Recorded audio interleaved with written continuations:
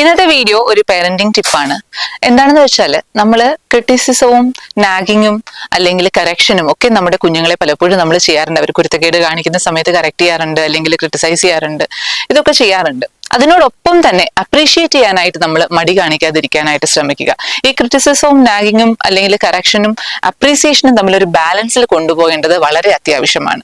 അതല്ലാന്നുണ്ടെങ്കിൽ എപ്പോഴും നമ്മൾ ക്രിട്ടിസൈസ് മാത്രം ചെയ്യുന്നു, അവരുടെ നല്ല കാര്യങ്ങൾ ചെയ്യുമ്പോൾ അവർ അപ്രീഷിയേറ്റ് ചെയ്യുന്നില്ല എന്നുണ്ടെങ്കിൽ അവർക്ക് വീണ്ടും വീണ്ടും നല്ല കാര്യങ്ങൾ ചെയ്യാനായിട്ട് അല്ലെങ്കിൽ ആ ഒരു നല്ല ക്വാളിറ്റി മുന്നോട്ട് കൊണ്ടുപോകാനായിട്ട് ഒരു മോട്ടിവേഷൻ ലഭിക്കാതെ വരും. അല്ലെ, എന്ത് ചെയ്താലും എന്ത് പറഞ്ഞാലും ഈ അമ്മ അല്ലെങ്കിൽ അച്ഛൻ എന്നെ ക്രിട്ടിസൈസ് ചെയ്യത്തേ ഉള്ളൂ എന്നുള്ള ഒരു ആറ്റിറ്റ്യൂഡ് കുഞ്ഞുങ്ങളിലേക്ക് വരാനുള്ള ഒരു സാധ്യതയുണ്ട്. ചെറിയ ചെറിയ കാര്യങ്ങളായിരിക്കാം, ചിലപ്പോൾ അവരുടെ സഹോദരനെ അല്ലെ സഹോദരി ഒന്ന് സഹായിക്കുന്നതായിരിക്കാം, നിങ്ങളെ സഹായിക്കുന്നതായിരിക്കാം, കളിച്ചതിന് ശേഷം ടോയ്സ് അതിന്റെ സ്ഥാനത്ത് കൊണ്ട് വെക്കുന്നതായിരിക്കാം, രാവിലെ എഴുന്നേക്കുമ്പോൾ ബെഡ്ഷീറ്റ് വിരിക്കുന്നതായിരിക്കാം. അങ്ങനെ ചെറിയ ചെറിയ കാര്യങ്ങളായിരിക്കാം. പക്ഷെ അവർ ചെയ്യുന്ന ഓരോ കാര്യത്തിനെയും നമ്മൾ അപ്രീഷിയേറ്റ് ചെയ്യാൻ